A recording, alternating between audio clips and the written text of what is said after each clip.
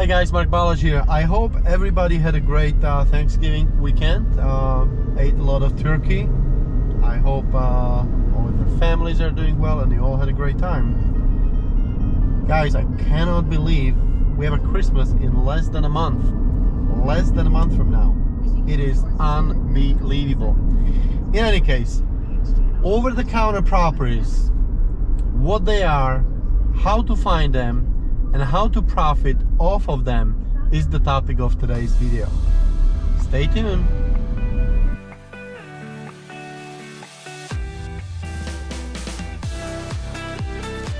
Properties that have not been sold at a tax deed auction will often first be rescheduled and auctioned at the next sale. And this process may repeat to a certain point. Oops, let me turn off the radio. So this process may repeat to a certain point where if they are not sold, they will be placed on a special list. And they may call it differently in different parts of the country, but essentially it is the same thing. And we refer to them as over-the-counter properties. So again, these are the types of properties that have not been previously sold at the auction, and the county is having a hard time to get rid of them. Counties do not want to keep any properties in their inventory. In a perfect world, they would have 0 properties in their possession, which would mean that everyone pays the property taxes on time. But since we do not live in a perfect world, people have financial problems and they are getting behind on their bills and on their payments. And property taxes is one of those bills. People often wrongly assume that all of these types of homes are junk properties and nobody wants to buy them. And I can assure you that is not always the case. There may be many reasons why those properties have not been sold. It could be that they're junk properties, or it could be that there were not enough bidders at the auction. It happens. It could be that the building was damaged in a fire. Another reason could be there is an IRS lien on a property in the amount of $200,000. So there just could be many reasons why the property did not sell, but this is the wrong question to be asking. You should not be asking why it did not sell. You do not want to waste time with various scenarios and assumptions. Instead, you should be asking yourself a question: is there an opportunity to make some profits off of the property? To make this win-win situation. You're providing a nice home for a new family and while making some profits. Let me give you the best tip on where you can find the list of these types of properties instead of wasting your time searching online. Simply call the county and ask them, how can I access the list of properties that did not sell at the auction? And in some cases, you will only find several properties on the list. In other cases, you may be looking at several hundred properties. And at that point, you just want to download the list of properties and start going through them one by one. I am confident that there are properties that are worth looking into that may create an opportunity to make decent profit while providing a nice, decent living for a new family. Listen up, guys. These types of properties can offer opportunities to purchase properties at a very deep discount. Remember, the counties do not want them, which puts you in a very good position because in many cases, depending on the state, you can negotiate the price. So for example, the price of the property is, I don't know, $15,000. You may make an offer to purchase it at $10,000 or even lower. If you know you need to purchase it for $9,000, for example, in order for you to make a profit, you will just pass on it. You will just not accept it. If they will not accept it, that's fine. You just move on to the next deal. You will pass on it. You will not accept it, and you keep making offers on other properties. So the point is, you just keep making aggressive offers on properties and until one is accepted.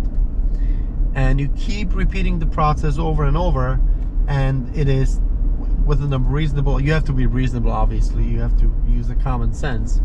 but at some point there is an offer that will be accepted, and at that point you just purchase the property, you rehab it, you sell it, you take the profit, you make the profit, and you move on to the next deal. It's working, trust me, and it is not that difficult. When you're doing a rehab, I mean, this video is not about the rehab, but the property can be sold in any type of condition. You can do a light rehab, you can do a full rehab, make great improvements, but you need to make sure your numbers do checked out. You need to make sure you did the proper due diligence and the research process. You want to make sure ahead of time you know what the property can be sold for once the rehab is completed. So just keep it in mind.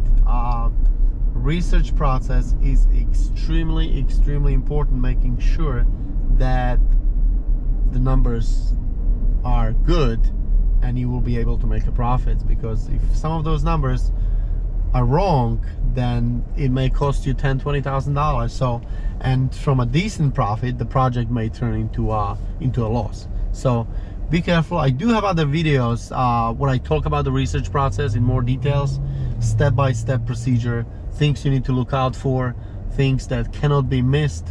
And as long as you are following the process, you will be fine, because the difference between people that make money and lose money is usually comes down to preparation and the research process. So if you have done your due diligence, if you've done your research properly, it is highly likely that that you will turn the profit that you expected to make, even more.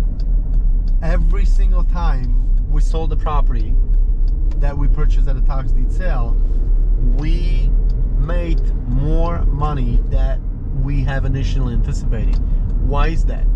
Because we are very conservative with the numbers, and I rather expect less and be surprised at the end of the project than the other way around. So when I project scenarios and I look at different outcomes, I always project to make less profits, because there are always unexpected expenses on the properties when you're doing a rehab, and there are unexpected scenarios, things that will happen. There is not a single time that things will go according to the plan.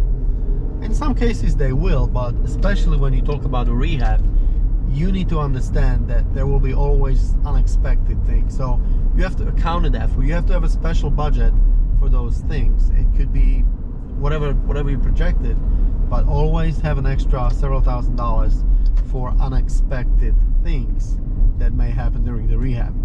Anyways, I hope this video was a little helpful. I want to talk more about those over-the-counter properties, but I'm telling you, there are a lot of opportunities to purchase decent properties at those over-the-counter properties. There are many, over 4,000 taxing jurisdictions in the United States, or close to that number. So a lot of properties you can look at, and in a way it is not easy finding those type of properties, but it's just a matter of keep looking for, going through those properties, and just look at the numbers, look at the projections, and you will find, it's just a matter of time when you will find the property, you will be able to make some profits off of it. And it doesn't have to be huge. You don't have to make $50,000 on the first property. Let it be $10,000-$15,000. You put several weeks of work into it, make $15,000, but you learn from it. You learn from the process. You know what to do. You know what not to forget and what not to do. And so the more properties going under your belt and through the process, the better you get at it, and the more properties you're gonna end up purchasing, and the profits will continue to increase. They will definitely continue to increase. So anyways, I wish you good luck. Let me know if you have any questions, if you have any comments. Feel free to to shoot any videos, and I will be happy to work with you guys and to help you to the best of my ability. If I don't speak with you, or if I don't make another video by that time, have a happy holidays.